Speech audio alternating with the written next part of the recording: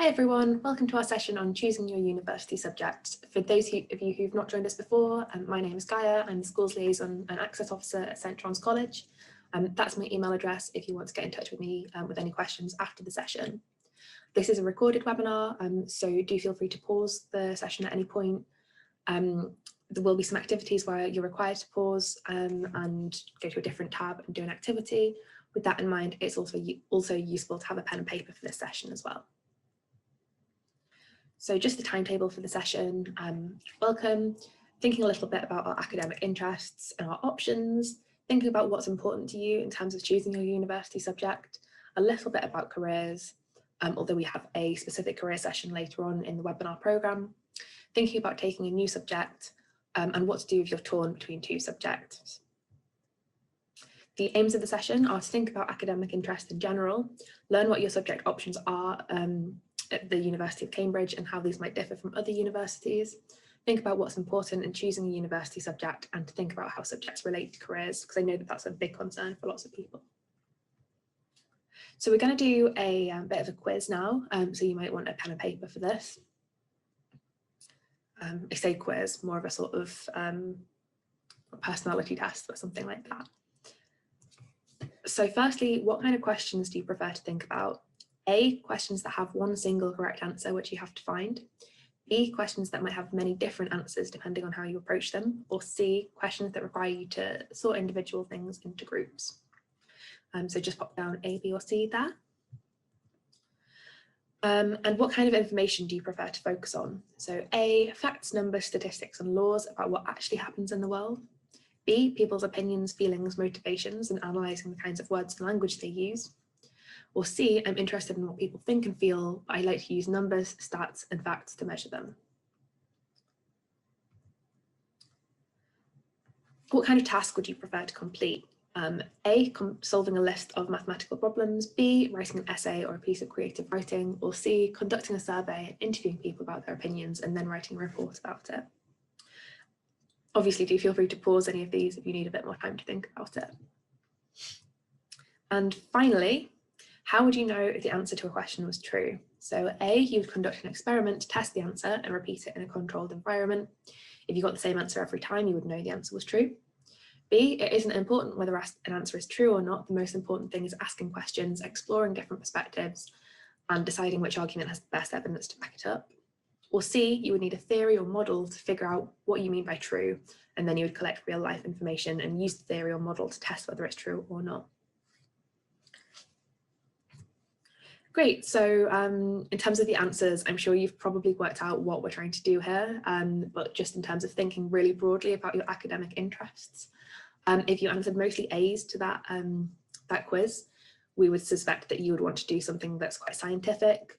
Probably you're doing some of these subjects at A level and thinking about these subjects at university, so sort of maths, physics, chemistry, medicine, engineering, those sorts of new subjects. If you answered mostly B's, we would expect you to be thinking about arts and humanities, so kind of English lit, history type stuff. Mostly C's, we would be expecting you to be thinking about social sciences. Now, quite a few of these on A levels that are commonly offered. So, I mean, a few of you might be doing sort of A level psychology or law. But if you're answering mostly C's, it's definitely worth having a look at some of these subjects that you might not have necessarily considered before. And if you answered a mix, then it's worth thinking about interdisciplinary courses. So stuff like biological anthropology, architecture, languages, philosophy, something like linguistics would also come in under this as well. So I hope that's been helpful just in kind of thinking about your style of learning. It is important to be thinking about your style of learning when it comes to choosing your university subject, because obviously otherwise you're going to struggle a bit to keep that up for 3 years. So moving on, which subjects are available at Cambridge? So it's worth first noting that courses at Cambridge tend to be very broad and they're often quite interdisciplinary. It's really, really worth looking around at related subjects as well, as you might find subjects that are a better fit for you. So a lot of the subjects are broad, but quite a lot of them will also have crossover between them.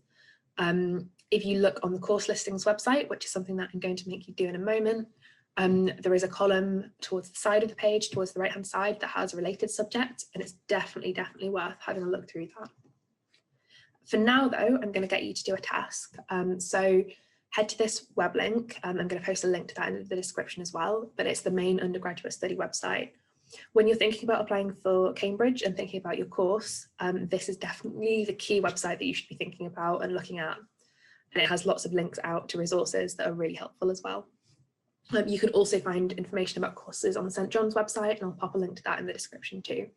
But for now, I'd like you to go to the undergraduate study website, and I'd like you to find 3 things. So firstly, find a new course which isn't something you're taking at A-level, but which links to an A-level you're studying. Secondly, a module or a paper in one subject which crosses over with another subject. And finally, a subject which suggests English, history or maths as a requirement or useful preparation. Great, I'd like you to pause the video now and go and do that task, and then feel free to come and unpause once you've finished. Great, so hopefully you have paused that, done that, and found that useful. I would say it's really useful to familiarise yourself with this website, because as you should hopefully have been able to tell, it has a lot of information on it that's like really important in choosing your subject. So I'm just going to read out a few answers that some people came up with when I ran the session live. So a new course which isn't something you're taking at A-level, which links to an A-level you're studying. Someone came up with medicine at Cambridge, which requires you to have taken A-level chemistry. A module or paper in one subject which crosses over with another. Some people mentioned law and land economy have got crossover within them. And finally, a subject which suggests using English, history or maths as a requirement or useful preparation. So for maths, there's quite a few, but something like architecture or computer science, which you might not immediately think of.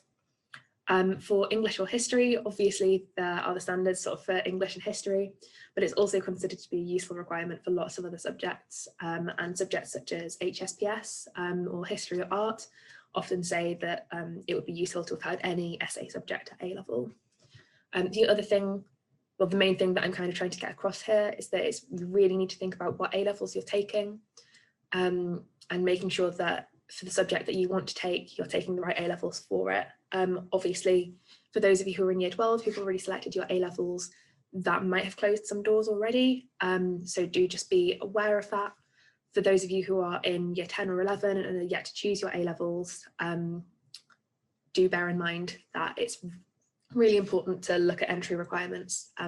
If you've got your heart set on something like medicine, do make sure that you're taking chemistry at A-level. Great, so I've put up a list here. You'll have already seen this on the undergraduate study website, but I've popped this up into categories. So these are all of the subjects which are available at Cambridge. So something that it's important to point out is that we have very few sciences subjects compared to the number of arts, humanities and social sciences subjects. This is because the science courses at Cambridge are very broad. You'll probably notice that rather than splitting it up into stuff like biology, chemistry, physics, we have one very broad natural sciences course. For natural sciences, you would choose a biological or physical route when you first start, and then throughout the duration of your degree, which is usually 3 years or 4 years, you would specialise further and further in that. So don't worry if you're thinking, oh, I really want to do biology, but you're not seeing it on this list. It's also worth noting that for sciences, you can kind of think about it in terms of whether you want to be studying the kind of theoretical side of it or the applied side of it. So for instance, with maths, if maths is a subject that you love at A-level, it's worth thinking about whether you want to keep studying maths sort of for the sake of it, or whether you want to look at sort of the application of maths in something like engineering or computer science. Equally, if you really love something like biology and chemistry at A-level, thinking about whether you want to keep studying that side of things, or whether you want to look at the application of that for something like medicine or veterinary medicine. Obviously, I'm not saying one thing's better than another, but thinking about the way you learn, like we were doing earlier, thinking about whether you enjoy the kind of practical side of things and the application of what you're learning is quite important. Obviously, being science subjects, a lot of them will have a practical element, and something like natural sciences will have lab work and practical work as well. When it comes to arts, humanities and social sciences, there are obviously a lot more options to choose from, but it's really worth noting that a lot of these subjects have lots of crossover between them. So for instance, if you really enjoy literature at A level, so you're vaguely thinking of doing something like English at uni, it's really worth noting that a lot of our other subjects include a lot of literature study within them. So for instance, Asian and Middle Eastern studies and modern and medieval languages, which are our two main language courses, they include a lot of literature within them as well. Obviously, you would also expect to have a language element to your A levels too, or if you're sort of stuck between a few different arts subjects there, it's worth noting that courses like that tend to be very interdisciplinary. For Asian and Middle Eastern studies, because it's sort of Chinese, Japanese, things that aren't typically offered at A level, that usually does start from scratch, the learning of the language. So you would be expected to have a language A level, but not necessarily one in that specific language. It's also worth noting that something like classics would also include a lot of literature study and language study.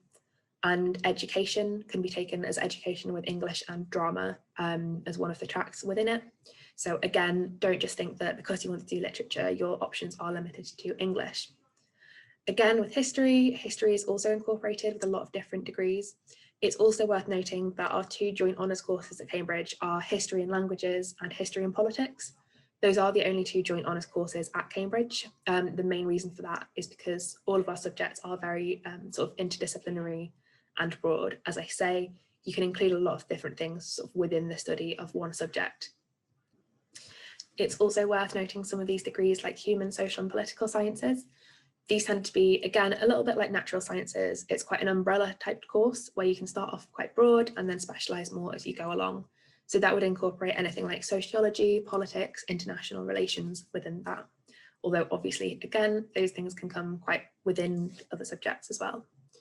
The other few things I'm going to pull out are things that are very interdisciplinary, that are kind of bordering between sciences and arts and humanities, although they tend to be grouped with arts and humanities anyway.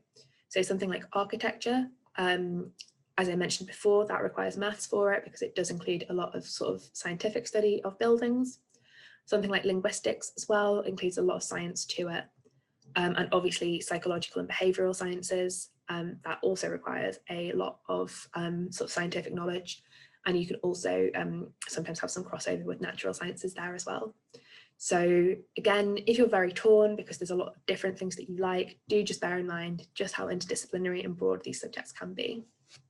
The other thing I'm going to note, I've just taken away there the subjects that are kind of typical A levels. The ones that I've greyed out a bit are things that are sometimes offered at A level, but not kind of commonly or not at every school. So you can see here that the vast majority of subjects at Cambridge are actually new subjects. I think it can be quite scary to think about studying something that you've never studied before, but this is just to point out that actually most people will be in the same boat. Most of the subjects here are quite new. So moving on to what are the factors in choosing a subject to study at university. I'm sure lots of you will have lots of ideas about how you choose your subject. I've just put up a few things here. These are all things that people have kind of said to me are some of the factors that they had in choosing their university subject. I'd like you to pause the video again and just have a quick think about which you think are the most important factors here, which your parents or guardians would say are the most important factor, and what do you think I would say is the most important factor. So just pause the video here for a second and think about that. Great, so hopefully most of you have done that now and had a quick think about what factors are important to you.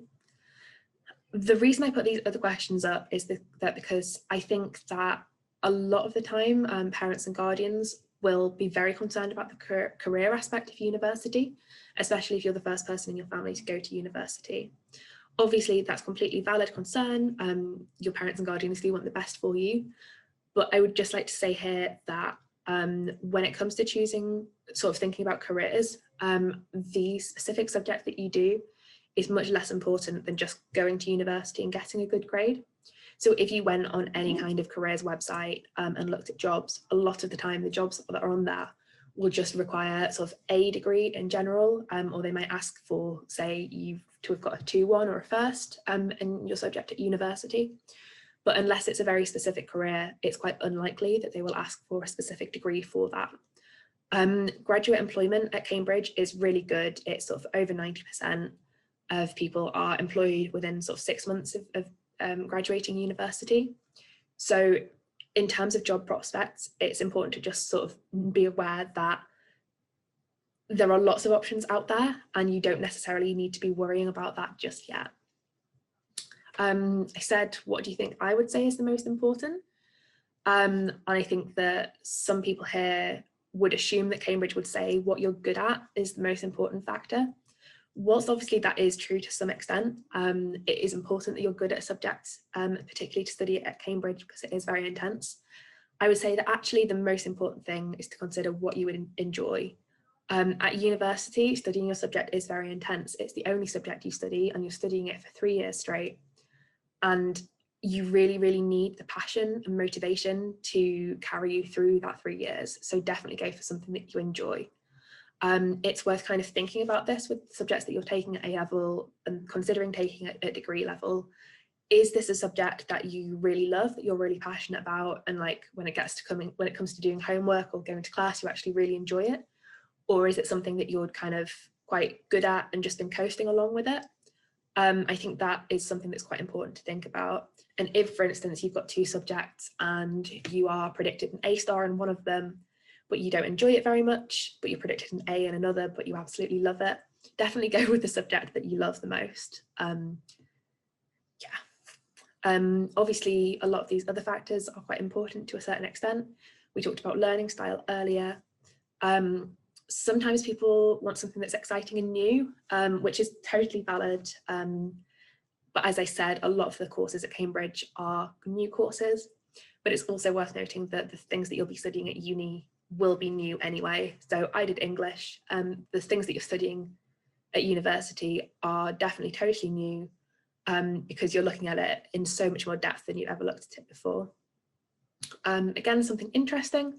That again links in with what you enjoy, similar with intellectually stimulating as well. Some people say that they picked their subject because they knew someone who was doing the course who really enjoyed it, or that they were able to ask questions to. I think really the key thing there is that you can feel much more comfortable choosing a course if you've been able to kind of quiz someone on what it's like. So this is just to say that if you are worried about that, firstly, there is a really great Twitter campaign called CamTweet, so that's C-A-M-B tweet. They have current students running Twitter accounts for each different subject, kind of doing a bit of a day in the life every day. You can definitely follow them and ask them questions. So if that's something you're worried about, you can go on Twitter and ask them, or you can always email me with any questions about your course. The other thing people are worried about is prior knowledge.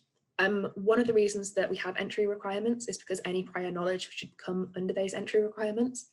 I wouldn't worry about it if you're thinking about doing, say, something like philosophy and you don't have any prior knowledge. That's absolutely fine. You don't need it. It will be included in your course or in your reading list if there's any preparation that you need. Great, so when it comes to how do you decide what to study, you might have seen this before if you watched our introduction session, but there are kind of 2 routes that I would think about, sort of going from 2 ways to approach this. So firstly, think about what you enjoy now and then kind of think what degrees are linked to this. If you're worried about careers, you can definitely think about what jobs are linked to it. Or if there is a specific career that you have in mind, what job do you want to do? And then look it up, look at some job adverts and see what is required. So thinking about what degree is necessary for this. Having said that, of course, I talked a little bit about careers before. Thinking about which careers need a specific degree. Actually, these are the main ones that would require a specific degree. So for a doctor, you need to have done medicine, to become a vet, veterinary medicine, engineering, etc., etc. The one thing I'd point out is that a lot of secondary school teacher jobs require you to have a degree in the subject that you want to teach. So, you know, if you want to become a maths teacher, take maths. Having said this, even though these careers do require specific degrees, they can sometimes be achieved through other things. So, for instance, if you decide to do natural sciences at university and then you're kind of in your 2nd or 3rd year and you think, oh, I actually really want to be a doctor, there is a graduate course in medicine. There are also various training degrees, training courses that you can do post-qualification, sort of post-degree, that will allow you to access these degrees, these jobs anyway. Yeah, so again, if you want to be one of these things specifically, great, fab. But if not, then don't worry too much about linking it to your degree. One thing to point out is law. I'm sure some of you might have heard this before, but for law, you actually don't need to do a law degree to be a lawyer. Regardless of which subject that you do at university, you will have to do additional training if you want to become a lawyer after university. So only study law at uni if you are genuinely sort of really passionate about the subject and the kind of theoretical side of things, bearing in mind that you will have to do training after your degree, regardless of what degree you take. Cool, so moving on to if you're stuck between two subjects, which I know is the case for quite a lot of you.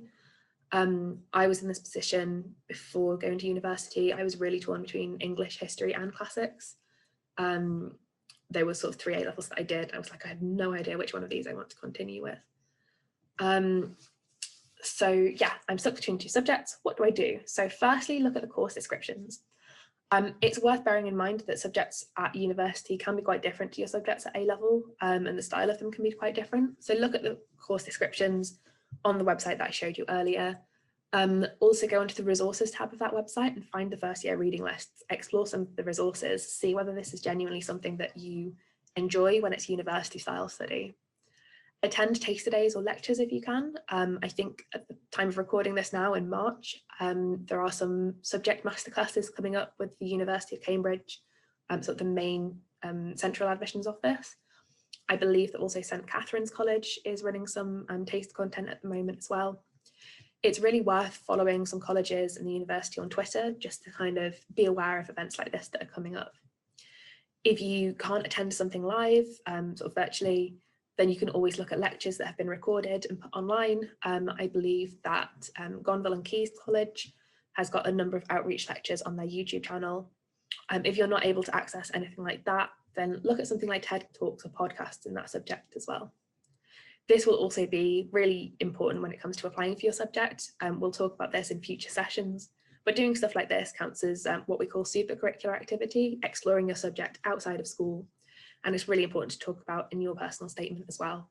It's totally fine to start your personal statement by saying, I didn't know what subject I wanted to do, and then I saw this one lecture and it was fantastic. It really helped me work out that I wanted to do this subject.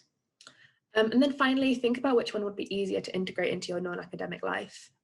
So for instance, if you're torn between a number of art subjects and one of them is English, bear in mind that something like reading is something that you can definitely do for pleasure. Or you can do kind of outside of your academic life.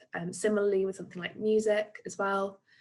But then that's the same for quite a few different subjects. So think about which ones you can kind of keep as a hobby or keep as something that you can do as part of a club or society, if you're kind of really, really torn. The other things to think about are the fact that some subjects can be incorporated as part of other subjects. So as I said before, literature is part of languages, classics, and Anglo-Saxon, Norse and Celtic. History is obviously again part of classics, it's part of English. I did in the end go for English because I decided that I could incorporate the historical elements into English much more than I could incorporate the English elements into history. Medicine and veterinary medicine at Cambridge have what we call, or what's called at most universities, an intercalation year.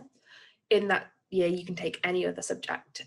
So I know someone who was really torn between medicine and philosophy when they were applying. They went for medicine in the end, but in their 3rd year, in their intercalation year, they're taking philosophy because you can at Cambridge or at most universities for medicine. It's worth noting as well that sometimes at Cambridge you can do something that we call borrowing papers. That just means that you say you're doing English, but you also have really good French skills and you're really interested in taking a French paper, you would talk to the Director of Studies and talk about borrowing that paper. So what you would do is you would switch out one of the English modules for a French module. And then again, extracurriculars are also a great way of keeping up your interests. Cambridge has extracurricular societies in basically anything that you could imagine. So that's worth kind of bearing in mind when it comes to how do you keep up your interests. Okay, so final points. Applying for different subjects at different universities is actually fine. Obviously, the courses at Cambridge are quite specific. HSBS, for instance, are the Human, Social and Political Sciences. is something that's only available at Cambridge. So you might be applying for politics or sociology at a different uni. Obviously, as I said, we don't have joint honours degrees, so you might be applying for a joint honours degree at a different uni, but not at Cambridge. The thing I would say for that that's quite useful is to do something like a Venn diagram of what things are incorporated within the course, find that crossover and base your personal statement around that crossover. Obviously, if you are applying for politics at one and HSBS at Cambridge, then you can talk about politics in your personal statement. That's within the course, so they're not going to kind of be like, what on earth are you talking about?